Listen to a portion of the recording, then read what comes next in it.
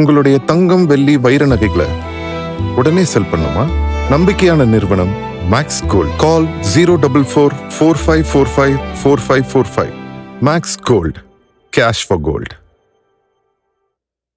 இதை பேசக்கூடாதுன்னு பார்த்தா கூட ஏன் பேசுகிறேன் அப்படின்னா, இந்த வாட்டர்மெலான் ஸ்டாரு ஏன் அது வேறு நீங்கள் வேறு அப்படின்னா, இல்லைங்க இவங்கெல்லாம் வந்து நீங்கள் தயவுசெய்து சேனல்களில் ஊக்கப்படுத்தக்கூடாதுன்ற நான் வந்து இதெல்லாம். ஏன்னா நேற்று நினைக்கிறேன், நேற்று மதுரை மாவட்ட ஆட்சியர் அலுவலகத்துக்கு போயிட்டு ஏதோ மனு கொடுத்துருக்காரு.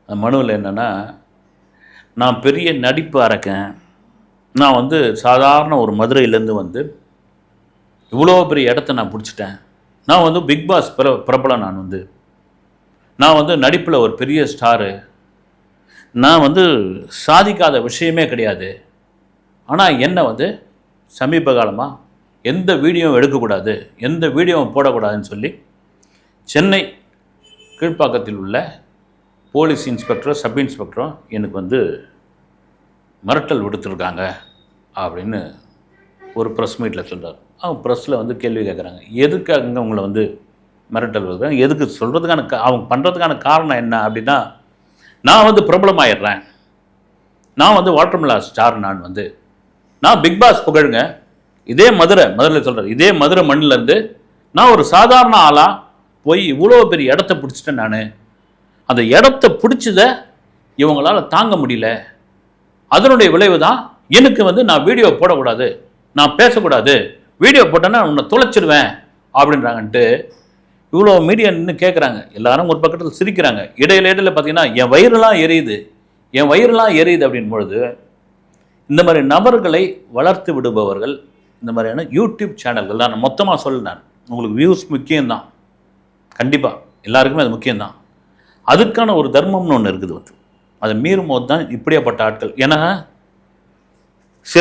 பல மாதங்களுக்கு முன்னாடி கூட சொல்லலாம், வந்து ஒரு ஒரு லூஸு அது மாதிரி தான் வந்து த்ரிஷாவுடைய வீட்டுக்காரன் நான் அப்படின்னு எந்த சேனலும் உக்காந்தாலும் பட்டையாக விபூதி அடிச்சுக்கின்னு தலைமுடியெல்லாம் இப்போ தான் குளிச்சுட்டு வந்த மாதிரி ஒரு இந்த வேஷ்டி, பச்சை கலர் வேஷ்டி ஒன்று கட்டிக்கின்னு வந்து, தெரியுங்களா எனக்கும் அவங்களுக்கு எப்போ கல்யாணம் நடந்தது தெரியுங்களா, நான் சும்மா விட மாட்டேன்னு பார்த்தீங்களா, லியோவில் எப்படி அவங்க நடிச்சிடுறாங்கன்னு தெரியுமா, அப்படி இப்படின்னு கண்ணா முன்னான்னு அது அப்பட்டமான பொய்.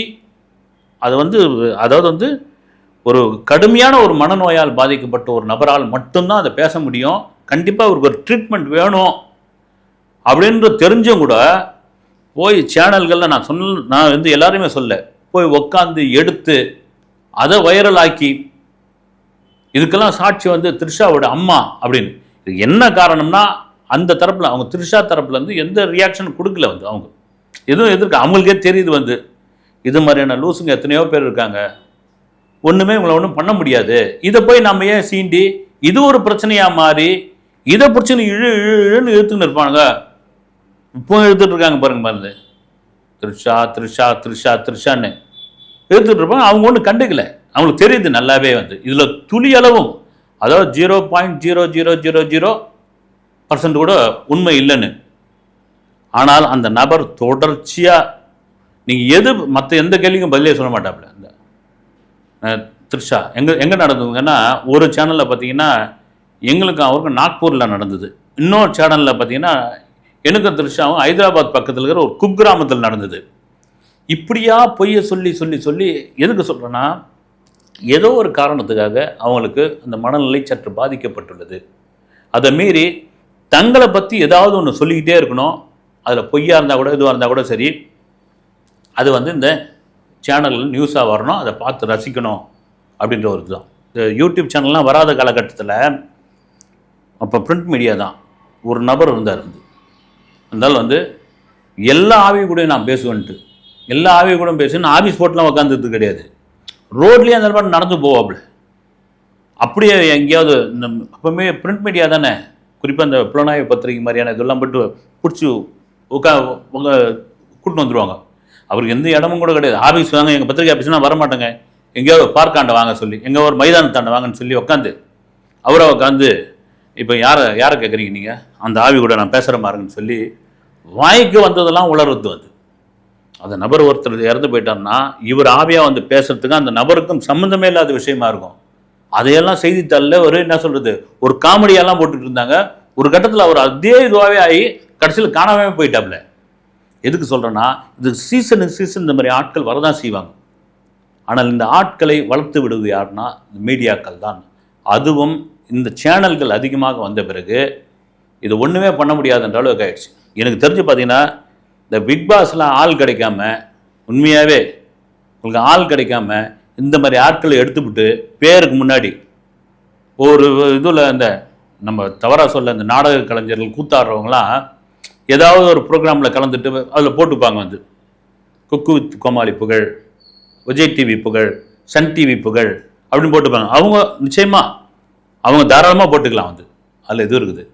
ஆனால் நான் வந்து பிக் பாஸ் புகழ், நான் பிக் பாஸ் புகழ் அப்படின்னு போட்டுன்னா பிக் பாஸில் என்ன நினச்சாங்கன்னா, இந்த கோமாளியை கொண்டு போய் உட்கார வச்சோம்னா இல்லை உள்ளே விட்டோம்னா நாம் வியூஸை அள்ளிடலாம், டிஆர்பி எங்கேயோ கொண்டு போயிடலான்னு பார்த்தா அங்கே உள்ளே போய் அத்தனை பேர் அலறி போயிட்டாங்க வந்து. நீங்கள் பார்த்துருப்பீங்க வந்து. ஐயையோ, அதுதான் நாமெல்லாம் அண்ணாத்தை நம்மக்கிட்ட சிக்கலை, நாம தான் அண்ணாத்த கிட்ட சிக்கிக்கின்ற மாதிரி இந்த பிக் பாஸ் வீடு வந்து இவர்கிட்ட சிக்கிக்கிட்டுச்சின்னு ஒரு வழியாக அந்த நபரை தூக்கி வெளியே போடுறதுக்குள்ள பெரும்பாடாகி போச்சு வந்து, மிகப்பெரிய பெரும்பாடாகி போச்சு. நல்ல வேலைங்க. இப்போ சமீபத்தில் வந்த இந்த கருப்பு படத்தில் ஏற்கனவே அந்த ஒரு ட்ரெய்லரில் வச்சுருந்தாங்க, சூர்யா அப்படி இந்த தர்பூசணி பழத்தை கடிச்சிட்டு இப்படி கை காமிக்கிற மாதிரி இருக்கு இல்லைங்களா, அதை படத்துலேருந்து தூக்கிட்டாங்க. அதை கண்டி வச்சுருந்தாங்கன்னா என்னை பார்த்து தான் சூர்யா காப்பிடிச்சிட்டாரு, கருப்பு படம் என்னால் தான் ஓடிக்கிட்டு இருக்கு, ஆர்ஜே பாலாஜி என்னை தனியாக இன்டர்வியூ பண்ணோம், இந்த ரேஞ்சில் பேசிட்டு பார்ப்பது. சரி, இவருக்கு என்னதான் பிரச்சனை அப்படின்னா ஒரு பிரச்சனையும் இல்லை. இப்போ யாருமே இவரை வந்து கண்டுக்கிறதே இல்லை. அதுதாங்க இதனுடைய உச்சம். ஏன்னா வியூஸ் போகுது, இதுவாகுது அப்படின்னு கூப்பிட்டு ஒருத்தர் இது பண்ணி விட்டுறது. ஒரு நபர் இந்த இதுவெல்லாம் வச்சுன்னு அகோரின்னு ஒரு ஆள் சுற்றிட்டு இருந்தார், இல்லை நான் பார்த்துருப்பீங்க. அகோரி அந்த அளவு அவரை கூட பிக் பாஸில் பிடிச்சி போட்டாங்க. பிக் பாஸோட கொடுமை எப்படியாப்பட்ட கொடுமையாக இருக்குது, பிக் பாஸில் பிடிச்சி போட்டாங்க. கொஞ்ச நாளில் அந்த ஆள் பார்த்தீங்கன்னா நல்ல டிப்டாப்பாக அருமையாக ட்ரெஸ் பண்ணின்னு வந்து குழந்தை குட்டியோட வந்து நான் வந்து ஒரு குடும்பஸ்தங்க, நான் அகோரியே இல்லைங்க, வச்சதெல்லாம் வந்து ஜவுரி முடிங்க அப்படின்னு. என்னையா நீ? அப்புறம் மற்ற இந்த நார்த் மெட்ராஸில் அங்கேயே ஒரு அம்மா குறி சொல்லும், அதை போய் சேனல்களில் எடுத்து இது பண்ணி நான் வந்து அதை தீர்த்துடுறேன், நான் மலேசியாவிலேருந்து வரவங்களுக்கு நான் இதை பண்ணியிருக்கிறேன், சிங்கப்பூர்லேருந்து வரவங்களுக்கு வந்து சிறப்பாக பண்ணியிருக்கிற ரேஞ்சில் இது மீடியாக்கள் வளர்த்து விட்டு ஒரு கட்டத்தில் இவங்க கண்டுக்காமல் பண்ண உடனே அவங்க என்ன வருது, இவங்களுடைய கவனத்தை திருப்புறதுக்காக என்ன வேணாலும் செய்வேன் அப்படின்ற அளவுக்கு தான் இந்த திவாகர். இதில் வேறு என்னன்னா, இப்போ தான் பிக் பாஸ் புகழ் நடிப்பு அரக்கன். என்ன நடிப்பு அரக்கன் இதில் இரிட்டேட்டிங்காக இருக்குதுங்க. உண்மையிலேயே வந்து ஏதாவது இருந்தால் கூட பரவாயில்ல, ஒன்றுமே இல்லை. திரைப்படங்களில் வேற நடிக்க வச்சுருக்காங்க. ஒரு பிரபலமான ஒரு சேனல், அந்த ஆங்கரும் நல்லா கேள்வி கேட்பார், அவர் கேட்டுக்கிட்டே இருக்கிறாரு வந்து, இவர் வந்து கிளம்பி போயிடறாப்புல. அதை வச்சு அவங்க ஓட்டினாங்க சேனல், ரைட், ஓகே. அப்புறம் இன்னொரு சேனலில் பேசிக்கிட்டே இருக்கும்போது இந்த கண்டென்ட்டை போடக்கூடாது, இந்த இது பண்ணக்கூடாது, கேமராவை உடச்சிட்டதாக அவங்க சொல்லி அது பெரிய பஞ்சாயத்தாகி போலீஸ் அப்புறமா உள்ளே வந்து அவரே சொல்கிறாரு. இன்றைக்கி நேற்று மதுரை ஆட்சியர் அலுவலகத்தில் என் மேலே வந்து ஒரு சின்ன கேஸ் தான் போட்டிருக்காங்க, ஆனாலும் வந்து அந்த இன்ஸ்பெக்டரும் எஸ்ஐ என்னை மிரட்டுறாங்க அப்படின்னு. உண்மையிலே அவங்க விஷயம் தெரிஞ்சால் மிரட்டுறாங்கல்ல, நீ வீடியோ போடக்கூடாதுன்னு இத்தனை மக்களை காப்பாற்றிருக்காங்க அவங்க, அதுதான் உண்மை. ஆனால் அவ்வளோ மீடியா அங்கேயும் பார்த்தீங்கன்னா மதுரை கலெக்டர் ஆஃபீஸ் முன்னாடி அவ்வளோ மீடியா உட்காந்துன்னு கேள்வி கேட்குறாங்க. ஆனால் மடக்கி கேள்வி கேட்குறாங்க. எல்லா கேள்விக்கு என்னென்னா என் வயிறு எரியுது அப்படின்ற நபர். ஏன்னா இந்த மாதிரி ஆட்களை வந்து ஒரு கட்டத்துக்கு மேலே கண்டுக்கவே கூடாதுங்க. அது இவர்கள்லாம் யாருன்னா மக்களுக்கு வந்து எரிச்சலை உண்டாக்குற நபர்கள். சரி, நீங்கள் அதாவது உண்மையாகவே வந்து சினிமாவில் பிரமாதமாக நடிக்க தெரிஞ்சு உண்மையாகவே சொல்கிறேங்க, வந்து ஒரு நபர் இருந்தார் வந்து, அவரை வந்து பிறவி நடிகன்னே கூப்பிடுவாங்க. பிறவி நடிகர் அப்படின்னா சிவாஜி கணேசன் அவர்கள் தான். ஒரு நபர் வந்து சினிமாவுக்காக வந்து அவர் நைட்டு ஒரு 2 மணிக்கு ஏன் சொல்கிறேன், 12 மணிக்கு 2 மணிக்கு மிக பயங்கரமாக அசந்து தூக்கம் வரும். அவர் சாலிகிராமத்தில் இருந்தார். தட்டி ஒரு சிவாஜி வசனத்தை ஒன்று பேசுங்க அப்படின்னா தத்ரூபமாக பேசுவாப்புல, அதே ஆக்ஷனோட வந்து. ஒரு எம்ஜிஆர் டைலாக் வந்து நடிச்சு காமிங்கன்னா அதே முகபாவனையோடு நடிச்சு காப்ப, மாடுலேஷனோட நடிச்சு காப்பாப்புல. ரஜினியோட ஸ்டைல் காமிப்பாப்புல, ஒரு டீ வாங்கி கொடுத்தா மறுபடியும் அவர் போய் படுத்துப்பாப்புல. உண்மையிலே சொல்கிறேன், இவங்க தான் ரியல் நடிப்பு அரக்கன். அவர் கடைசி வரைக்கும் சினிமாவில் ஒரு காட்சி கூட நடிக்கலை. ஏதோ 2-3 படங்களில் ஜூனியர் ஆர்டிஸ்டாக நடித்தார், காணாமல். அவர் பேர் கூட மறந்துட்டேன். அப்போ நான் வந்து ஒரு வாரப்பத்திரிகையில் இருக்கும்போது அவர் இன்டர்வியூ பண்ணேன். இன்டர்வியூ பண்ணுறதுக்கு முன்னாடியே கூட்டு போன நபர் வந்து இது மாதிரி தான் ஒரு 2 மணி நைட்டில் கூட்டு போய் அவர் இது பண்ணார். நான் மிரண்டு போயிட்டேங்க உண்மையிலே. அந்த மாதிரி நபர்கள் வந்து ஒரு நடிகரை உள் வாங்கிக்கிட்டு அவங்கள மேலே வெளிப்படுத்துகிற, அதுவும் எப்போ சாதாரண இல்லை, நல்ல ஆழ்ந்த தூக்கத்தில் இருக்கும்போது ஒருத்தர் தட்டி எழுப்புறான்னா அவனுக்குள்ள எவ்வளோ அந்த நடிப்பு வெறி உள்ள ஏறி போயிருக்கும்.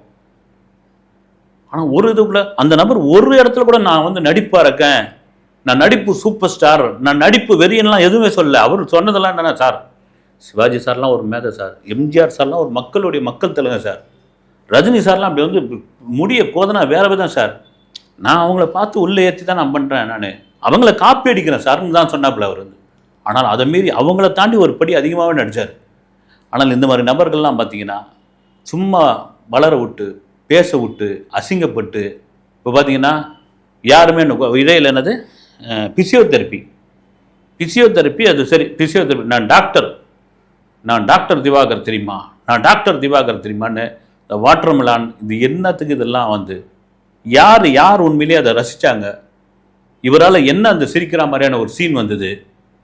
இந்த மூஞ்சை வந்து கர்ண கொடூரமாக வச்சுக்கின்னு ஒரு தர்பூசணி, கட் பண்ண தர்பூசணி இப்படி வச்சுக்கின்னு ஒரே மாதிரி ரியாக்ஷன் பண்ணுறது வந்து கண்டிப்பாக இவர்களுக்கு தயவுசெய்து ட்ரீட்மெண்ட் கொடுக்கறத பார்க்குறத விட்டுட்டு இது மாதிரி பொது வெளியில் வந்து ப்ரெஸ்ஸு முன்னாடி பேச வைக்கிறது, அவங்களாவே ஒன்று பேசுறது, அப்புறமா வந்து என்னை வச்சு வியூஸ் சம்பாரிச்சிட்டாங்க, என்னை வச்சு இது பண்ணிட்டாங்க அப்படின்னும் போது அதை வளர்த்து விட்டுற ஆட்கள் நீங்கள் தாங்க. நீங்கள் தயவுசெய்து ஃபில்டர் பண்ணுங்கள். ஏன்னா சீசனுக்கு ஒருத்தர் இது மாதிரி கிளம்பிடுறாயா அப்படின்னு திரைப்படங்கள்லையும் பார்க்குறாங்க வந்து, அது ஒன்றும் சரியில்லைன்னு ஓரம் கட்டிடுறாங்க. எதுக்கு சொல்கிறேன்னா, இதனால் பொதுமக்களுக்கு பெரிய இடையூறு தான். பொதுமக்களுக்கு பெரிய இடையூறு, வேறு வழியே கிடையாது. இப்போ மீடியா இருக்கிற நிலைமைக்கு வந்து போய் ஏதாவது ஒரு கண்டென்ட் தேர்த்தணுன்ற ரேஞ்சில் தான் வந்தாச்சு. அதே வேளையில் இந்த மாதிரி நியூசென்ஸ் நான்சென்ஸை தயவுசெய்து வளர்த்து விடாதீர்கள். அப்போ என்னையா ஏன் வீடியோ பேசுகிற அப்படின்னு நீங்கள் என்ன கேள்வி கேட்கலாம் வந்து. இதை நான் சொல்கிறதுக்காக தான் இந்த வீடியோ பேசுகிறேன் வந்து, தயவுசெய்து சொல்கிறேன்.